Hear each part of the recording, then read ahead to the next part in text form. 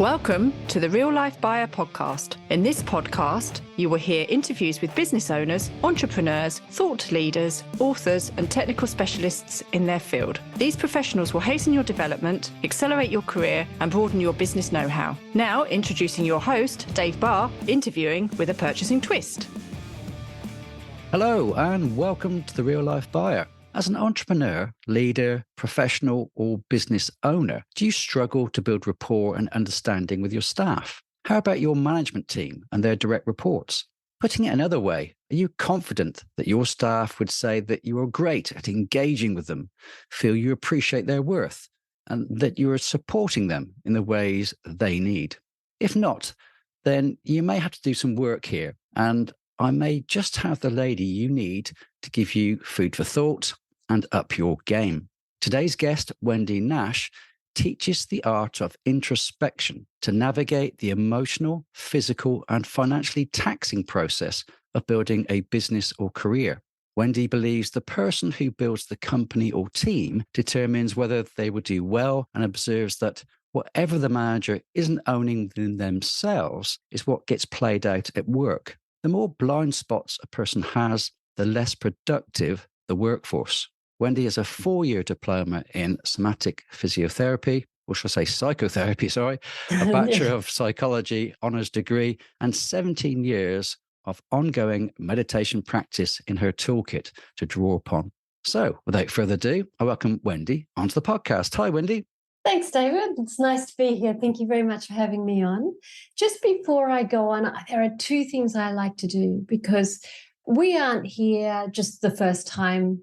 You know, this isn't my first interview and it's not your first interview. So we're part of this really large ecosystem, is that the correct word, for podcast land. But so even podcasters who you don't like, you have very different ideas from, they are still part of this system.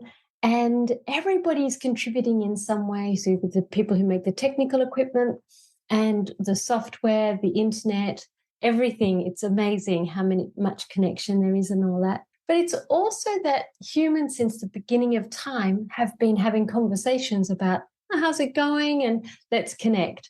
So from the beginning of time, people have been having these conversations. So we are all kind of human in exactly the same way in this way. So just to say thank you to everybody and to our listener for being human, for listening. And even if you don't like somebody else's podcast, they are nonetheless contributing to this one in a different way.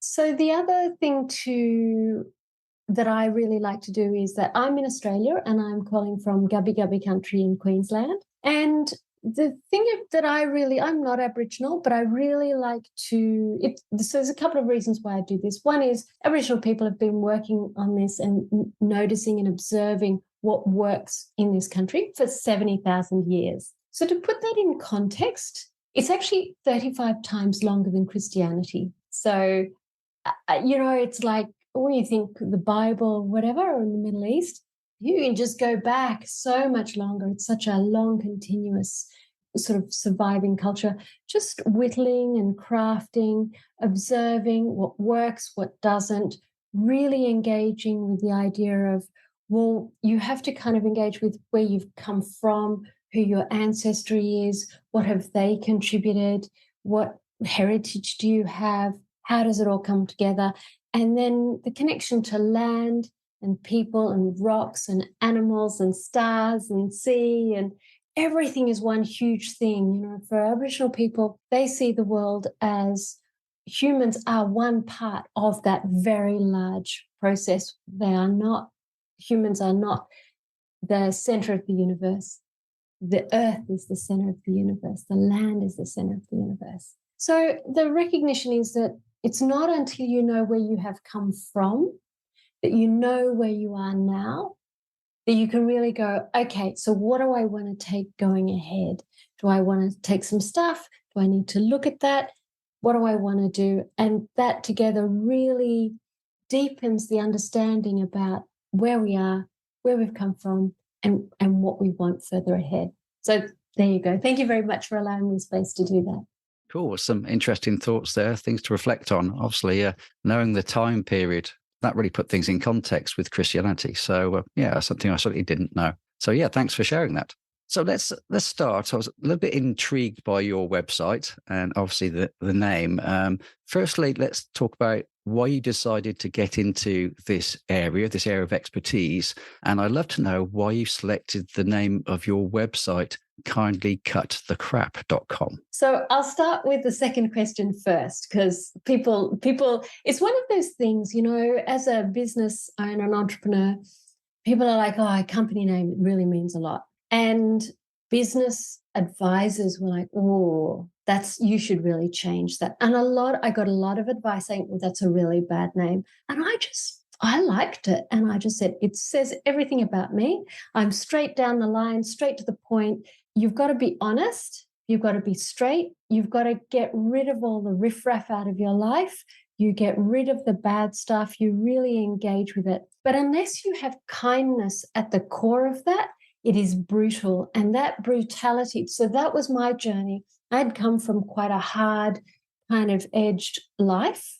But actually, when I was hard to myself, I didn't feel better about myself. And I definitely wasn't kind to others. And it's like counterintuitive.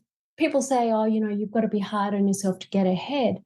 But actually, the kinder you are to yourself, the more people like you, the more enjoyable you are, the better advice you give, the more receptive you are to other people, then that actually makes it work, because then you're part of a team. So kindness is really at the core. It's the front runner. And then also you have to cut out all the crap. So that's how the name came about. And I encourage people to, if they have a name which they go, yeah, that's really what I want in the business, and everyone else is going, that's a really offensive name.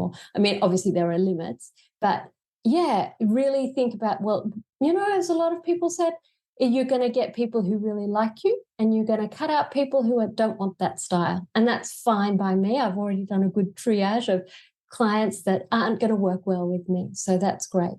So as for how I came into it, I would love to be able to say I had a great epiphany. I was doing really well, and I was in a great space, and I just decided to start. That's not true, actually. I was doing a job. I had been doing it a long time. I got to a point where I really hated it. I was applying for jobs. The job market in Australia was really tough. It's very competitive. And in the city I was living in before, it's very hard to get a permanent job. So I was going for temporary job, casual job. They were like three-month contracts. There were 3 people applying for it. I was going for the interview. The contract would finish, and then I'd have to do another interview, and then that whole selection process. And I was crushed, and it was brutal, and I was crushed by that. And I couldn't do it. If I had just been able to go to apply for a job at a permanent job, I would have been okay. But the horribleness of it, I just couldn't. And so a friend just said, I'm burning out, teach me that.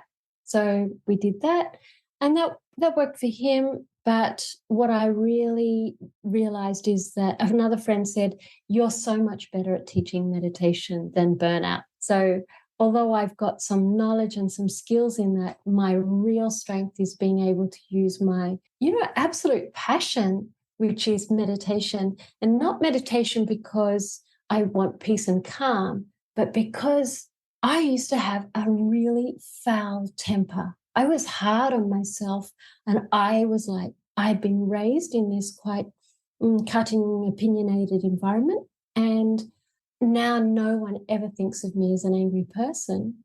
But I was like scary. So I was so angry. So I've just seen how amazing it is. And I find it that sort of I want people to do really well in life, not waste their time making mistakes, crashing relationships, either at work or at home, or just destroying their own self-confidence or being hard on themselves. And so that's why I started the business. So it's a long entry into it, but that's really what it's about. I want everybody to be happier and kinder and more thoughtful. So that's what it's about. Yeah, certainly it's difficult to imagine with me talking to you now that you were this angry, raging person, should we say. That must have taken quite a lot of attention and focus by you to try and change that into a positive, strength, should we say. And as you say, it was through meditation and your work in this area that really, I guess, transformed your life. And that's why you really want to help to transform others. Is that right? Yeah, that's it. Yeah. You've hit it. Absolutely. Good listener. Thank you, Dave. Brilliant. So when we first made contact, we discussed that there was a benefit. This is a strange one, a benefit to seeing the joy of being wrong. So that's what we talk about, owning up to our mistakes, and that helps to repair relationships with obviously colleagues, family and friends and such. Can you talk us through your thoughts on this? And perhaps you can share any stories or examples you may be able to reflect on where this has helped people out. So I realized, actually, I came from this very opinionated, self-righteous family. Being wrong was just like to be humiliated. And then I did the sums and I thought, okay, so about this Buddhism, like that's my big thing, meditation. That's my big, big baby. I love that. It's my deep kind of engagement. And I thought, how much do I know about that? And I thought, like that I could be 100% unequivocally wrong on, maybe 0.5%. So 99.5% of the time, there's a really good chance I'm wrong. I thought, why do I hang on so tight to being right? And just not holding on so tight liberated me. And it meant that I wasn't arguing with people either about being right. So I had a boss and somebody said to me, why don't you just do what he asks? So that was because I didn't want to be wrong, because I wanted to do it my way. And I thought, oh, well, I'll just do what he asks. I don't know, he wants me to do it that way, I'll do it that way. But there's also subtle ways. So I worked in an organization in England, and I found this a lot in the UK, well, certainly in England, where I sort of had an email or something like that, and I don't know what had happened, but maybe I deleted emails. We were always encouraged to keep our emails really small because, it takes up so much space on the server. So we were always told, cull. So I was like culling. And then sometimes I'd have to go back to people and go, look, could you just tell me about where were we up to with that, or what went on, or what did you say about that? And then I'd get this reply, as per my previous email, yellow highlight, and kind of jibes and kind of small humiliations that I received in that organization. And I received it actually a few times in those organizations. I'm in Australia and I've worked here, and I didn't see it to the same extent here. So I think it's sort of something quite culturally strong there. I mean, I'm not saying it doesn't happen here, but it definitely does happen in the UK, in England. And I just think, is it really supportive to a positive relationship? What if instead of responding, you, as per my previous email, just replying, oh, sure, no worries, here it is. It was, yeah, no worries, here's the information. Just doesn't matter. Do you have to make a point of it? Like, that is a subtle way of saying, I'm right, you're wrong, and I'm actually going to humiliate you slightly for the fact that you are wrong. Like, is it worth it? Is it good for the relationship? So that's a small way, and that's a large way. I hope that answers enough of what it is. And what I found is that when I stop being right, I just open up the door, not only in relationships, but possibilities. I was like, oh, yeah, actually, I'm not very good at that, and I would love your input. Oh, yep, I've hit a dead end in my business, the burnout thing, it's not really working. How about meditation? Actually, that's a great idea. And it wasn't until I went, actually, it's not working. I'm wrong about this. I've tried. It's not the way for me. And then there was this weird thing. I don't know if you've ever had that where you're wrong, you've come to a dead end, and then you just go, oh, wow, a whole lot of new doors opened that I didn't realize were there because I was so closed down on this narrow focus. It's interesting. Obviously, I've seen those emails, been in the UK, where we use the highlighting pen of various colours, the underlining feature, the boldness feature to emphasise certain words. So I certainly do recognise what you're talking about. And yes, it can come across, if not very carefully managed, in quite an aggressive way. As you say, it's like telling people off for not reading their last email effectively. I mean, have no idea what they're dealing with. They may get 100 emails a day, and but nevertheless, you have to get your point across. So yes, I do reflect on that quite well. I've probably used it myself now and again, but there we go. Be honest, own up to my mistakes. So there we go. I just did. Well, and this is, and now that you've done that, so how do you feel going, actually, how do you feel? I was wrong about that. How do you feel about that now? It certainly makes you reflect, and you say, well, was that really necessary? How does that other person interpret that? Are they going to be positive in their future responses and engagement with me? It certainly wouldn't necessarily give the establishment of a good rapport with that person when they feel perhaps a little bit slighted by the way you've responded to them. So it does make you reflect a little bit and try and sit in the other person's shoes and see how they would feel, or how would you feel if you had that from somebody, particularly who was, should we say, at a higher level in the organization than yourself, or in society than yourself. So yeah, for sure. Just that little thought, certainly does trigger some things. So one of the things it's not unusual to hear, something that teams will cite, is that leaders fail to establish rapport and understanding with them. They are perhaps are or become remote. They may micromanage, or they work in the business rather than on the business. So I was researching, obviously, your website, and I come across an article that was in there that you had obviously must have felt some kind of, it was important to put up on your own website. And it's referring to considering honesty, empathy, autonomy, and reflection when building rapport. I'm interested to know why you chose that article, and what was it in that article that really resonated with you? I was actually listening to a podcast, and I always think, does anybody pay any attention to any of these podcasts? I've got no idea. No one ever writes to me or anything.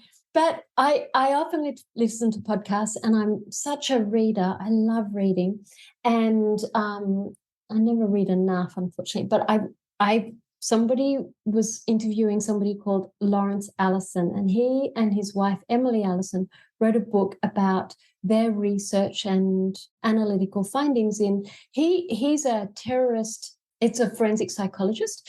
So he looks at terrorist and criminal interviews by police and the Secret Service, and getting credible information. So not just torturing people, which is never going to give you good information, because people are just going to give you something they think you want to hear. And, you're going to get it once maybe, but then that's that, So they really studied with detail. And Emily is a social worker. She does domestic violence offenders. So really tough demographics to work with.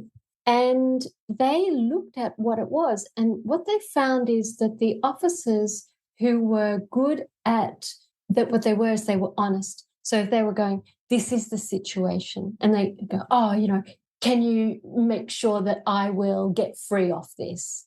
Well, I actually can't do that. It's beyond my power. I'm not going to be able to promise that.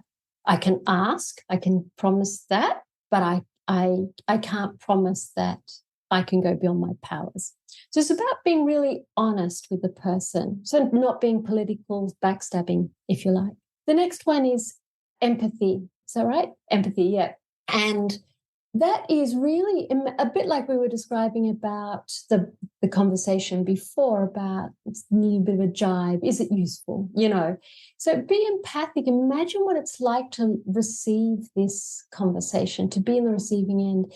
If you were in a senior position and you're speaking with, say, if you're a senior guy and you're speaking with a young woman, what are the power dynamics of that? What would it be like for a 19-year-old girl, young woman, to be speaking with a 60-year-old man who's been in the organization for 30 years? What dynamic is that setting? So put yourself in her shoes. So that's what that speaks to. Autonomy is saying, I actually want the other person to have agency in their life about what they want to do here. So if you're speaking with a young woman and she's made a mistake, to think about, well, don't do that again or you'll get fired. That's obviously not giving her agency, but instead, here are the options, and, be fair or whatever. and I want you to make the best decision for you.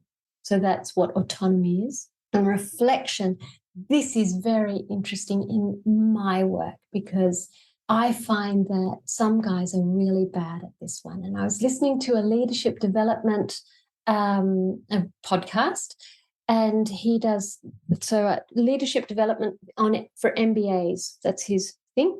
And he talks about horizontal leadership development and vertical. So I don't know if you know about these. This is sort of the joy of my life. I get engaged with these. But horizontal is things like you get MBA training, and you do an MBA degree, and then you get training in industrial relations, finance, banking. You get this sort of smattering of a wide range of topics, which are just enough to be able to hold a conversation, basically, with specialists in that area. And then there's vertical, and one is the capacity to have diverse teams. So really diverse teams are really strong teams. So once you get to 8 people, you can no longer in your startup company, you can no longer make a diverse team. It's like the culture is set by those first 8 people. So you need to start diversity from the first 2-3 people, right from that point. And the next one is, how do you deal with a difficult situation? So that's the other part. And the last part is reflection. And the guy said, this is the weakest part for leaders.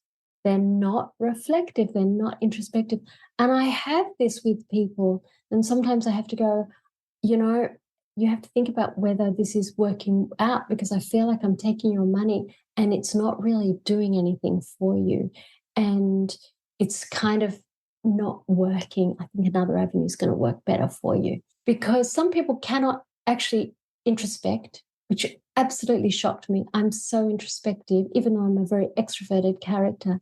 It never occurred to me that would be the case. And both of them are introverted people. So they have this kind of slightly withdrawing character, but nonetheless, they are very poor at introspection, at understanding their own mind, what their emotions are. I have to get people to bring up a sheet on Google to, for all the list of emotions. Which one do you feel? You're not allowed to say good or okay. What do you feel? Oh, now and they have to go down the list. That's I was really shocked. So reflection is really actually foundational to how well you solve a problem, a big calamity, and also how well you mix with people who are diverse. So I would say that reflection is core to the rest of it, in fact. But it's hard because not everybody's there. We're not trained in it. And it's definitely not what leaders are familiar with doing, which is why we end up with such calamities. You get, so many problems, and they're just command and control or dealing with politics. You have to think about it, who am I? How am I? What do I want?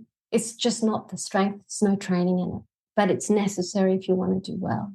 That's really interesting. It's a lot more to it than I expected, actually. So thank you for going to the depths of that. And obviously, people should go onto your website and have a look at that article to really get some more learning out of that. So brilliant, thank you. And that kind of brings me on to a thought about narcissistic people. Now, I understand that, so I looked this up, I hope I'm right now, that it's termed as people who have an inflated sense of their own importance, a deep need for excessive attention and admiration. Perhaps they suffer troubled relationships and have a lack of empathy. We've talked about that a little bit earlier on, about empathy and the importance of it. So if somebody in the audience now who's listening now can say, well, I've got a boss or an employee that's narcissistic, how would you go about suggesting they support them to kind of move them to a new level of awareness or equip them with skills or understanding? Is there any way of displacing that kind of negative impact of that personality? Can you help them at all? No, they are not introspective. And my experience of observing, working in companies and seeing it around, is that the person is the competent one. So everybody else is incompetent. I am capable and no one else is capable. So that's the thing. And I'm gonna take you back a little bit to the definition of narcissism, because that is a common way of thinking about narcissism, and that is right at the deeply pathological. There is a former Prime Minister of the United States who, when he was asked to leave office, he just said no. And that really highlights, I've been reading a little bit about that on the last couple of days, and he's actually just he would absolutely fit that thing, because he lacks empathy and he's very difficult character. And I don't want to get into the political things, but he's such a strong character. It's very quick to see, okay, if you've got one of those in your company, now how are you going to tell him, all right, could you just change your behavior to be a kinder person? Like, that's not going to happen. So if you're working in an organization and that's the person, if that is not being managed, I would say go and get another job. That is not going to resolve. There's nothing you can do about that. If you find that your partner is behaving like that, that is not going to resolve, and you should change partnerships. And that's, that's just the nature of, that's my own journey. I've had to learn that. So that's why I'm kind of hardline about that. So I want to say that narcissism, generally, we all have an ego. It's just the way we are. We are human beings. Do you have kids, Dave? I've got one lad. Yeah, he's 18. Okay. Do you remember when he was 2? Yes. Yeah, indeed. What was he like? Tell me about his character. What was his behaviours and things? A very strong-willed young man, shall we say. He liked his own company, liked the company of another child, but when they had more children in the mix, he was uncomfortable with that situation. He's like a one-on-one kind of kid, but full of energy, and really got stuck into everything that he had to go at. Right. And when you said no, how did he respond? No, you can't do that. How was his emotional stability? I'd say he's very challenging. He'd question everything. Right. He wouldn't accept no was, an option at that time. He wanted to dig far more into it. And I suppose a lot of children are like this. He didn't want to accept no as being, their only choice. Right. Okay. So partly that is autonomy. So that's part of that question about autonomy there. But it's actually part of the developmental process to be narcissistic. So that behavior that your 2-year-old did at that time when he was a little boy was normal behavior. It's part of developing the character. It's part of socialization. It's all part of this mix. And I'm assuming he's not like that now. He's probably a nice guy. Is that right? Yeah. He's certainly changed and developed. He's still very strong-willed. Give him that. Sure, but he's not, throwing temper tantrums and being awful and no, we all have our moments, but he's a teenager. Yeah. But Sure. I mean, he's asserting his independence, yeah, for sure. Of course, yeah. But he's still, a human being, and you can talk to him and you enjoy his company most of the time and all that sort of stuff. Absolutely. Or you will in a couple of years' time anyway. You go camp, you go on walks or whatever. So he's transformed because you and your partner have provided this loving environment, supportive environment, which has helped develop the emotional landscape inside. So it offsets that, or it helps integrate the tensions about how can I get my needs met. But if you don't come from that loving environment where it's very supportive and kind, the ego just takes over. And particularly if you've got a wealthy background where the parents are working a lot and there's nannies and other people, and there's a lot of social status, and the child has a very aggressive temperament, that it's also partly to do with the internal temperament. All that kind of comes together. And if there's a lot of focus on what will I achieve, that also exacerbates it. But it's also when basically it's a sort of an emotional neglective response. And the marker is that, so when I had to learn this one, so I had a narcissistic personality at the very small end of the spectrum. So I wasn't like, I didn't have that drive and ambition to hurt people. I felt horrible about hurting people. And that was my saving grace. So this is why guilt and shame are wonderful, wonderful emotions if they are not kind of too toxic. But I think But not everybody has that in that sort of abundant level that I had it. I was managed to keep that. I remember saying I wanted the external world to be my reference point. So I didn't have an internal sense of self, they call it. And I was using everybody else around me as kind of creating the edge of me, which is where that aggression came from, because I didn't have an understanding of that. And because I didn't have an internalized sense of where my behaviors were hurtful, I was hurtful. So that kind of is a normal response. But when you have people who don't get the attunement, the emotional attunement, then it becomes exacerbated. And then when they're very ambitious and they come from a success-oriented family, you have a nightmare person. And kind of there's nothing you can do with that except either you get rid of that person if you are in a more senior position, or if you're in a junior position, you leave that organization. Right. Okay. Yeah. Yeah. It's interesting. Thanks for sharing that. And just thinking of tools that people can use now to change the behaviors in the way that you have done. And you refer to something called meditations on the go. Now, that's quite interesting for a business person who's traveling a lot, doesn't get a lot of time necessarily, but they will all end up, as I do, in airports and, delays and waiting. Can you use that time effectively? Does meditations on the go actually fit this kind of lifestyle well? Yeah, like you can just do it at any time. So that's why it's on the go. Yeah. Because I know that a lot of people, they have crazy, frantic lives. And I'm really against people doing more. I think that is just more ego. I meditate for an hour a day, but that's my job. And I just love it. And I'm experienced at it. I've been doing it a long time. It took a long time to get to that time though, that capacity. But I was leading a meditation retreat last weekend. And I asked everybody around the room to just one moment in their day to reflect, and you can do this when you're driving in an airport lounge, whatever. Just look at one thing that perhaps that somebody has done for you that you maybe hadn't noticed. So if you're at the airport, if somebody drove you or somebody packed, probably not the case, or maybe somebody prepared papers for you to take on that business trip, or somebody made a booking for you in the hotel. Don't know if that's the case. Or if somebody made you a meal. So if somebody, do you live with somebody in your house? Yep. Do you cook? Pretty terribly, yes. But who's the main cook in the house? Oh, certainly my wife by far. She's much better than me. Okay. All right. And does she make food that you like? Absolutely, yeah. And does she do grocery shopping? She does indeed, yeah. So I'm sure when she walks down the corridor down the aisle in the supermarket, she thinks, David, this is on sale. Oh, David liked that. I know this. He likes this brand. I'll get that for him. So she's actually taking time out of her day, out of her thinking process in a supermarket, which is a pretty horrible experience, generally speaking. Some people love it. I completely. But she's making that. I'm sure if she had an option, she wouldn't do it. Very true.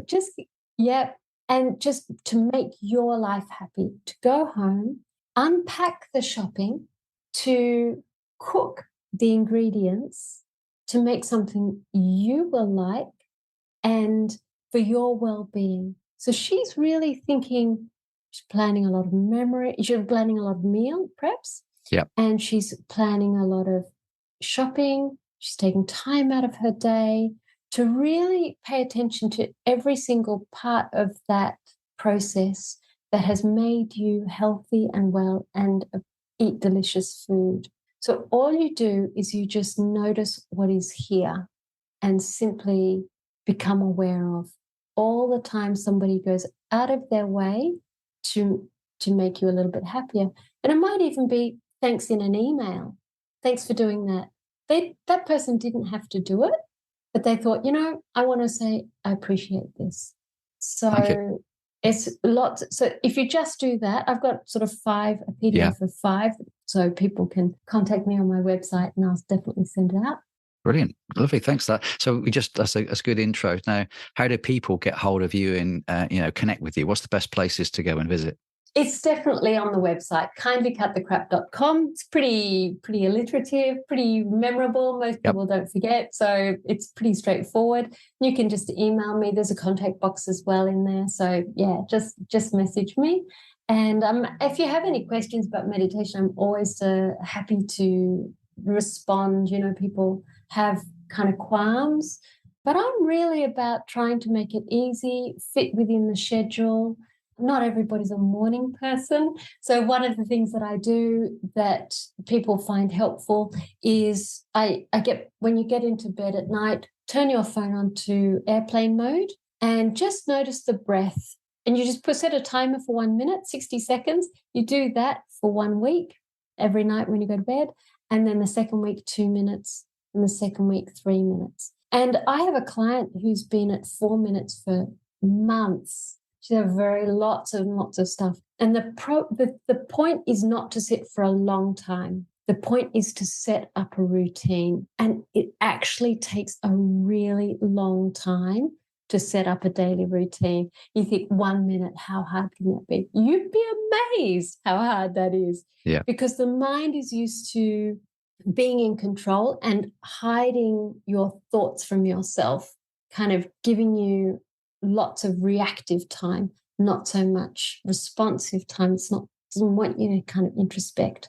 And it takes a while to understand how to navigate what arises in the mind. So people get caught by the wild mind. But actually the wild mind is a very useful way of understanding the mind.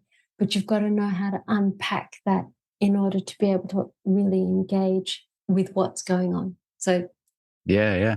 You mentioned clients, so it's actually going to be my final question. You've obviously spoken to and helped a lot of people in the years you've been practicing. Is there any one particular, obviously without naming names, person that has really transformed their life from something as, so we say, normal into something that's absolutely, incredible? Yeah, there's one guy in particular I think of.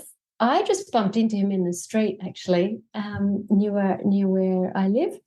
And he said he was interested in meditation. So I said, I can teach you that, no problem. And he started off, he's very shy.